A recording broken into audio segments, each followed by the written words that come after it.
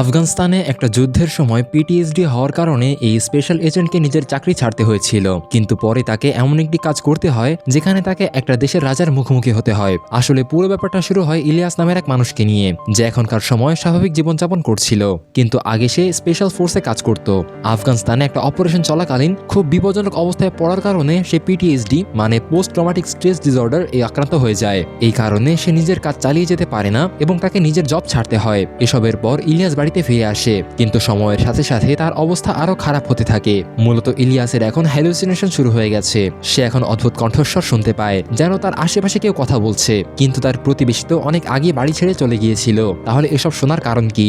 এইসব নিয়ে ইলিয়াস এতটাই বিরক্ত হয়ে পড়ে যে বিষয়টা পরিষ্কার করতে সে নিজের দেয়ালে গর্ত করে ফেলে, যাতে সে পাশের ঘরটা দেখতে পারে। এই ধরনের আচরণের কারণে তার বাড়ির মালিক খুবই বিরক্ত হয়ে যায়। তাই সে ইলিয়াসকে বলে যে সে যেন কোনো সাইকোলজিস্টের কাছে যায়, কিন্তু এসব কথা ইলিয়াসের খুব খারাপ লাগে। তাই সে বাড়িটি ছেড়ে দেয়। এখন ইলিয়াসের থাকার কোনো জায়গা নেই, তাই সে তার এক বন্ধু ইয়েনের কাছে যায়। ইলিয়াসের এই অবস্থা দেখে ইয়েনের খুব খারাপ লাগে, তাই সে ইলিয়াসকে একটা জব অফার করে। এই জব ছিল বডিগার্ডের। এই কাজে ইলিয়াসকে একটা খুব ধনী পরিবারকে প্রোটেক্ট করতে হবে। ইলিয়াস এই কাজ করতে চাইছিল না, কিন্তু তার আর কোনো অপশন ছিল না, তাই সে কাজটি করতে রাজি হয়ে যায়। পরের দিন ইলিয়াস বডিগার্ড হয়ে সেই ভিলাতে যায় যেখানে সে পরিবারটি থাকতো। সেখানে সে দেখে যে ইতিমধ্যে 3জন বডিগার্ড আছে। ইলিয়াস তাদের সাথেই দাঁড়িয়ে যায়। কিছুক্ষণ পরে সেই পরিবারের লিডার জামাল সেখানে আসে। জামাল ইলিয়াসকে আমিনা আর নূরের সাথে পরিচয় করিয়ে দেয়। এখানে আমিনা একজন প্রাপ্তবয়স্ক মহিলা আর নূর একজন ছোট মেয়ে। ইলিয়াসকে দেখে নূরের ভালো লাগে না, তাই সে ইলিয়াসের পোশাক নিয়ে কথা বলতে শুরু করে। জামাল তাকে ভালোভাবে কথা বলতে বলে। তারপর নূর ইলিয়াসের সাথে হ্যান্ডশেক করে চলে যায়। এরপর হেড বডিগার্ড ইলিয়াসকে তার রুমে দেখিয়ে দেয়। তারপর ইলিয়াস নিজের ডিউটি করতে সুইমিং পুলের পাশে বসে থাকে। হঠাৎ আমিনা সেখানে সুইমিং করতে আসে। কিছুক্ষণ পরে সে হঠাৎ ইলিয়াসের কাছে এসে তাকে নিজের সঙ্গে করে কিচেনে যায়। কিচেনে নূর নিজের খাবার খাচ্ছিল। তখন আমিনা ইলিয়াসকে নূরের খেয়াল রাখতে বলে সেখান থেকে বেরিয়ে যায়।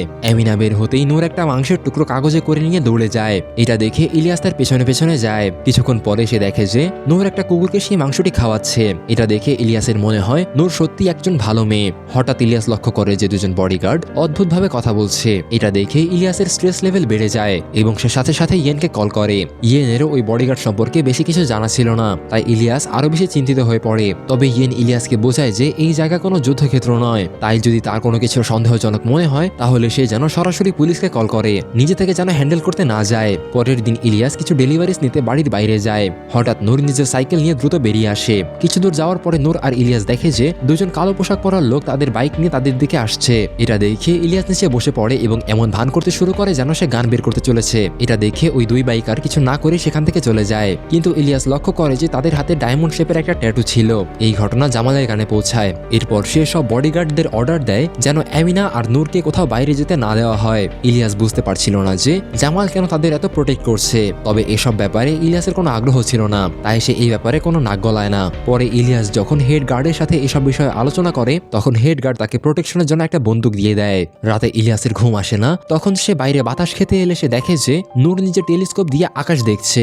আগের ঘটনার পর নূরের ইলিয়াসের উপর একটু বিশ্বাস তৈরি হয়েছিল, তাই সে ইলিয়াসকে নিজের টেলিস্কোপ দিয়ে তারাগুলোর ছবি দেখায়। ইলিয়াসের অ্যাস্ট্রোনমি সম্পর্কে ভালো জ্ঞান ছিল, তাই সে নূরকে অনেক নক্ষত্র সম্পর্কে বুঝিয়ে দেয়। এতে নূর খুব খুশি হয়। অন্যদিকে আমিনা আর এসব সহ্য করতে পারছিল না। সে জামালের কাছে যায় এবং তার থেকে বাইরে যাওয়ার অনুমতি চাইতে থাকে, কিন্তু জামাল এতে আরো রেগে যায়। সে বলে তারা নর্মাল মানুষ নয়। ঠিক তখনই নূর ও জামালের কাছে এসে রিকোয়েস্ট করতে থাকে যেন তারা বাইরে যেতে পারে, কিন্তু জামাল রাজি না হলে নূর তাকে অনেক খারাপ ভাবে কথা বলে এবং সেখান থেকে চলে যায়। নূরের মুখে সব কথা শুনে জামালের খুব খারাপ লাগে এবং সে অবশেষে রাজি হয়ে যায়, কিন্তু শর্ত হচ্ছে তাদের সঙ্গে একজন বডিগার্ড যাবে। এই কাজের জন্য ইলিয়াসকে ডাকা হয়। কিছুক্ষণ পরে ইলিয়াস যখন যাওয়ার জন্য নিজের গাড়িতে ওয়েট করছিল তখন হঠাৎ হেড বডিগার্ড এসে তাকে জিজ্ঞাসা করে যে সেদিন ওই দুই বাইকার সম্পর্কে সে মিথ্যা কেন বলেছিল। এই কথা ইলিয়াসের মাথায় ঢোকে না। তারপর হেড বডিগার্ড তাকে একটা ভিডিও দেখায়। ভিডিও ক্লিপে দেখা যায় যে ইলিয়াস আর নূর ছাড়া সেই রাস্তায় আর কেউই ছিল না, যা সত্যি অদ্ভুত ছিল। ইলিয়াসও এটা দেখে কিছু বুঝতে পারে না, তাই তর্ক না করে সে সেখান থেকে চলে যায়। তার মনে হতে থাকে হয়তো সে হ্যালুসিনেট করছিল। ভিলা থেকে বাইরে বের হতেই নূর আর আমিনা খুব খুশি হয়ে যায়। নূর বাইরে থাকা মানুষদের দেখছিল এবং আফসোস করছিল, কারণ সে কখনো ওই রকম জীবন উপভোগ করতে পারবে না। কিছুক্ষণ পরে তাদের শপিং শেষ হয় এবং তারা ফিরে আসতে থাকে, কিন্তু হঠাৎ ইলিয়াস আবার সেই বাইকওয়ালা লোকগুলোকে দেখে যাদের হাতে ডায়মন্ডওয়ালা ট্যাটু ছিল। এটা দেখে ইলিয়াস প্যানিক করে ফেলে। সে গাড়ির স্পিড বাড়িয়ে দেয়, কিন্তু ওই বাইকার তাদের ফলো করতে শুরু করে। এখন ইলিয়াস তার অসাধারণ কার ড্রাইভিং স্কিল দেখায় এবং কোনো রকমে তাদের নিরাপদে ভিলাতে ফিরিয়ে আনে। কিন্তু ইলিয়াস এটা বুঝতে পারছিল না যে ওই লোকগুলো আসলে কি চায়, তাই সে সরাসরি নূরের কাছে গিয়ে সবকিছু জিজ্ঞাসা করে। এখানে নূর একটা বড় সত্য প্রকাশ করে। সে জানায় জানায় যে আসলে সে একজন প্রিন্সের মেয়ে এবং তার বাবা একজন খুব বড় পলিটিশিয়ান। নূরের বাবা নিজের কাজের স্বার্থে তার 13 বছরের মেয়ের বিয়ে ঠিক করে দেয় 50 বছর এক বুড়ো লোকের সাথে। ওই লোকের আগে থেকেই 4 জন স্ত্রী ছিল এবং 18টা সন্তান ছিল। তার বাবা যখন নূরের কথা শুনেনি তখন নূরের আর কোনো অপশন ছিল না, তাই সে তার মা আমিনা আর তার 2 ভাইয়ের সাহায্যে এই জায়গায় লুকিয়ে থাকার সিদ্ধান্ত নেয়। নূর এও জানায় যে তার বাবা খুবই ডেঞ্জারাস মানুষ। সব শুনে ইলিয়াস একটা গান নিয়ে জামালের কাছে সব জিজ্ঞাসা করতে যায়, কিন্তু হঠাৎ জামালের মাথায় গুলি লাগে এবং রুমের ভেতরে মুহূর্তের মধ্যে গোলাগুলি শুরু হয়ে যায়। একটা জানালা দিয়ে ইলিয়াস দেখে যে অনেক শুটার বাড়ির ভেতরে ঢুকে পড়ছে এবং তারা সব বডিগার্ডকে মেরে ফেলছে। এখন ইলিয়াস আবার নিজের ফর্মে ফিরে আসে এবং সে আক্রমণকারীদের একজন একজন করে মেরে ফেলে। সে তাদের একজনকে মেরে তাদের বন্দুক নিয়ে নেয়। এরপর সে একাই ধীরে ধীরে তাদের সাথে লড়াই করতে শুরু করে। অন্যদিকে আমিনা একটি আলমারির ভেতরে লুকিয়েছিল। তাকে মারতে একজন গার্ড সেই রুমে ঢুকে পড়ে, কিন্তু ঠিক তখন ইলিয়াস এসে সেই গার্ডকে মেরে ফেলে। তারপর সে আমিনাকে একটা গাড়িতে বসিয়ে দেয়। তখন সে একটা শুটারের হেডসেট কানে পরে নেয় এবং শুনতে পায় যে তারা ওই মেয়েটাকে ধরে ফেলেছে, যার মানে ছিল নূর এখন তাদের কাছেই আছে। এটা শুনে ইলিয়াস সঙ্গে সঙ্গে নূরকে বাঁচাতে সেখানে ছুটে যায়। সেখানে সে দেখে যে একজন শুটার নূরকে ধরে দাঁড়িয়ে আছে। এটা দেখে ইলিয়াস একটা রড নিয়ে ছাদ থেকে তার উপর ঝাঁপিয়ে পড়ে এবং রডটি সরাসরি সেই শুটারের কাঁধে ঢুকিয়ে দেয়। তারপর সে নূরকে নিয়ে দ্রুত সেখান থেকে বেরিয়ে আসে এবং অবশেষে 3 জনে একটি গাড়িতে করে ভিলা থেকে বেরিয়ে যায়। আক্রমণকারীরা তখন তাদের পিছু নেয়। এইসব দেখে ইলিয়াস একটু ভয় পেয়ে যায়, তাই সে একটা প্ল্যান করে এবং আক্রমণকারীদের গাড়িকে একটা জায়গায় নিয়ে ক্র্যাশ করে ফেলে। কিন্তু এরপরে তাদের নিজের গাড়িটাও আর চলার মতো অবস্থায় ছিল না, তাই তারা গাড়িটি সেখানে রেখে একটি বাসে করে চলে যায়। পথে ইলিয়াস সবার ফোন ফেলে দেয় যাতে স্যাটেলাইট থেকে তাদের কেউ লোকেট করতে না পারে। কিছুক্ষণ পর রাত হয়ে আসে এবং ইলিয়াস তাদের নিজের এক পুরনো বন্ধুর বাড়িতে নিয়ে যায়। প্রথমে ইলিয়াসের বন্ধু তাদের রাখতে রাজি হচ্ছিল না, কিন্তু ইলিয়াসকে আহত দেখে সে সাহায্য করতে রাজি হয়ে যায়। ইলিয়াসের বন্ধু তাদের বেশ সাহায্য করে, থাকার জন্য যথেষ্ট জায়গাও দেয়। এটা দেখে আমিনা খুব খুশি হয়ে যায়। তারপর সন্ধ্যায় খবরে দেখানো হয় যে ইলিয়াস নামের একজন লোক ভিলার সবাইকে মেরে ফেলছে এবং তাকে সর্বত্র খোঁজা হচ্ছে। এই নিউজ দেখে ইলিয়াসের মনে হয় হয়তো আমিনাই তাকে ফাঁসিয়েছে, তাই সে সরাসরি তার উপর গান পয়েন্ট করে এবং তাকে জিজ্ঞাসা করতে থাকে। কিন্তু ইলিয়াসের ফ্রেন্ড এসে তাকে থামায়। ফার্স্ট্রেশনে ইলিয়াস বাইরে বেরিয়ে পড়ে। এরপর তার সন্দেহ গিয়ে পড়ে ইয়েনের ওপর, কারণ কাজটি সেই দিয়েছিল। তাই সে ইয়েনকে একটি জায়গায় ডেকে নিয়ে তাকে কিডন্যাপ করে ফেলে। ইয়েনের যখন চোখ খুলে তখন সে দেখে যে সে একটা জেট প্লেনে বাঁধা আছে এবং সেও নিউজের কথাকে সত্য মনে করছিল। কিন্তু ইলিয়াস যখন জানায় যে নূর আর আমিনা বেঁচে আছে, ইয়েন তার উপর বিশ্বাস করে। নিজের কথার প্রমাণ দিতে ইলিয়াস ইয়েনকে নিয়ে ভিলাতে ফিরে আসে, কিন্তু লাইট জ্বলাতেই তারা দেখে যে সেখানে সবকিছু একদম ঠিকঠাক। এখন ইলিয়াসের মাথায় কিছুই ঢুকছিল না। এরপর তারা ভিলার সিসিটিভি ফুটেজ চেক করতে যায়। ফুটেজ দেখে ইলিয়াস আরো বেশি ঘাবড়ে যায়। ফুটেজে দেখা যাচ্ছিল যে ইলিয়াস জোর করে নূর আর আমিনাকে কিডন্যাপ করছে এবং ভিলার সবাইকে মেরে ফেলছে। এতে ইলিয়াস ভাবতে থাকে যে আমি সত্যি পাগল হয়ে গেছি নাকি মাইন্ড কন্ট্রোল হারিয়ে এগুলো করছি।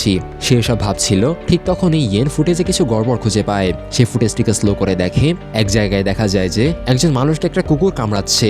এতেই প্রমাণ হয় যে ফুটেজটি চেঞ্জ করা হয়েছে, অর্থাৎ কেউ ইচ্ছা করে ইলিয়াসকে ফাঁসাচ্ছে। এখন নিজেকে নির্দোষ প্রমাণ করার জন্য ইলিয়াস ইয়েনকে ফুটেজ ডাউনলোড করতে বলে। অন্যদিকে ইলিয়াসের বন্ধু তাদের এত সাহায্য করায় আমিনা খুশি হয় এবং সে তাকে উপহার হিসেবে একটা জুয়েলারি দেয়। এদিকে ইলিয়াস আর ইয়েন ভাবছিল যে কারা ইলিয়াসকে ফাঁসালো। তারপর তারা সেই লোকটির কাছে যায় যিনি ইলিয়াসকে হায়ার করেছিলেন।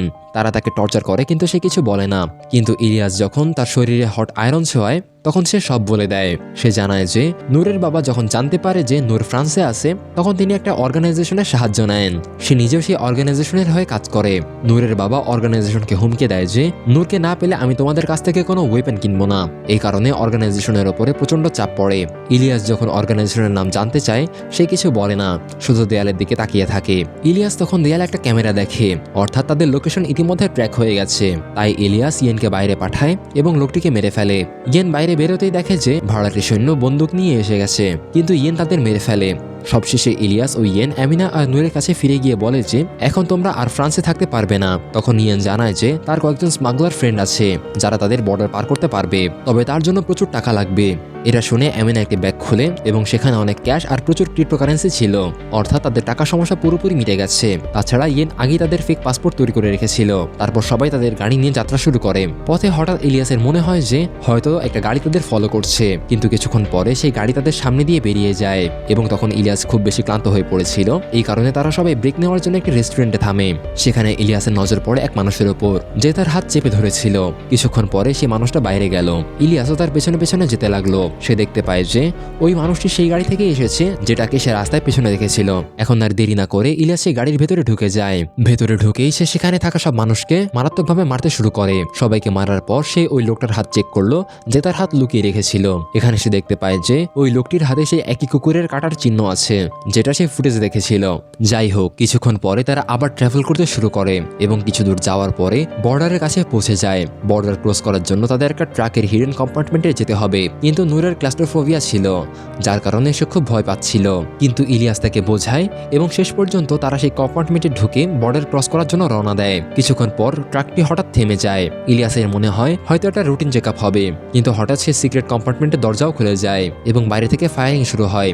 সবকিছু এত দ্রুত ঘটে যে আমিনা সেই স্পটেই মারা যায়। নূর এবং ইয়েনকে কেউ ধরে নিয়ে যায়। আর ইলিয়াস যখন জ্ঞান ফিরে পায় তখন সে ট্রাকের কম্পার্টমেন্টে ছিল এবং সে বাইরে বের হতে ট্রাকটি হঠাৎ বাস্ট হয়ে যায়। অন্যদিকে যখন ইয়েনের কাছে ইলিয়াস সম্পর্কে জিজ্ঞাসাবাদ করা হয় তখন সে জানায় যে ইলিয়াস কোনো নর্মাল মানুষ নয়, বরং সে হলো গড অফ ডেথ। যদিও তারা ইয়েনের কথা সিরিয়াসলি নেয় না, তখন ইয়েন বলে যে আফগানিস্তানে ইলিয়াস যখন কাজ করছিল তখন একসময় তার শত্রুরা তাকে ধরে ফেলেছিল।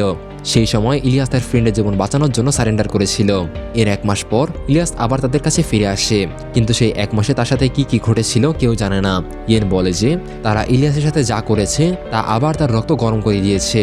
এই কথা শোনার পরে সেই গুন্ডারা ইলিয়াসের হিস্ট্রি চেক করতে থাকে এবং দেখে সবকিছুই সত্যি। সবকিছু জানার পরে তারা ইয়েনকে সেখানেই মেরে ফেলে। এরপর তারা তাদের সকল মেম্বার নিয়ে একটা বড় যুদ্ধের জন্য প্রস্তুত হয়।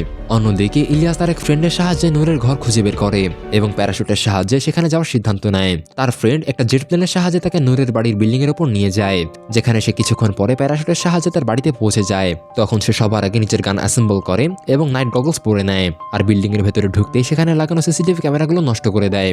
এরপর কিছু গার্ডকে মারতে মারতে সে নূরের রুমে গিয়ে পৌঁছায়। তারপর তাড়াতাড়ি যখন তারা বিল্ডিং থেকে বের হওয়ার কথা ভাবছে ঠিক তখনই পুরো বিল্ডিং স্টিল শাটার হয়ে যায়। এটা দেখে ইলিয়াস বুঝতে পারে যে এখানে একটা বড় লড়াই হতে চলেছে। এই কারণে সে নূরকে নিজের পেছনেই থাকতে বলে এবং পথে থাকা গার্ডদের মারার জন্য তারা এলিভেটরের কাছে পৌঁছায়।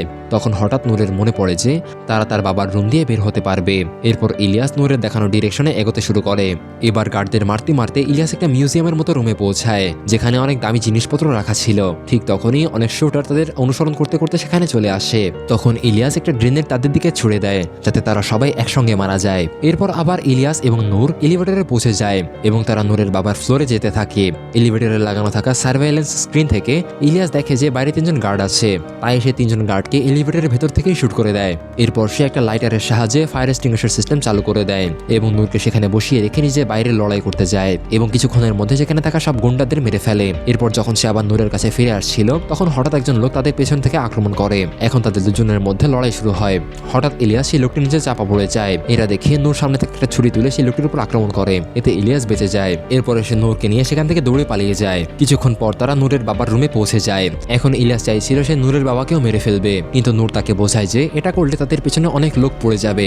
এরপরে সে এক পথ দিয়ে ইলিয়াসকে ছাদে নিয়ে আসে। ছাদে আসতেই ইলিয়াস নূরকে একটা প্যারাশুট পরিয়ে দেয় এবং শেষমেশ তারা দুজন সেই বিল্ডিং থেকে অনেক দূরে চলে যায়। কিছু সময় পরে ইলিয়াস নূরকে মরক্কোতে থাকা তার এক আন্টির বাসায় নিয়ে যায়। সেখানে ইলিয়াস একটা নর্মাল লাইফ কাটাতে থাকে। নূর ইলিয়াসের সার্ভাইলেন্স ভিডিও সবাইকে দেখিয়ে দেয়, যার ফলে ইলিয়াসের উপর থাকা সব অভিযোগ সরে যায়। এরপর ইলিয়াস তার ফাইনাল মিশনে যায়, যেখানে সে বাকি থাকা 3 জন ভাড়াটে সৈনিককেও মেরে ফেলে এবং এর সাথে এই গল্প এখানে শেষ হয়ে যায়। তো বন্ধুরা, গল্পটি কেমন লাগলো কমেন্ট করে অবশ্যই জানাবেন। সাথে ভিডিওটা লাইক করুন এবং চ্যানেলটি সাবস্ক্রাইব করতে ভুলবেন না। দেখা হবে পরের ভিডিওতে। ততক্ষণ পর্যন্ত টাটা, গুড বাই।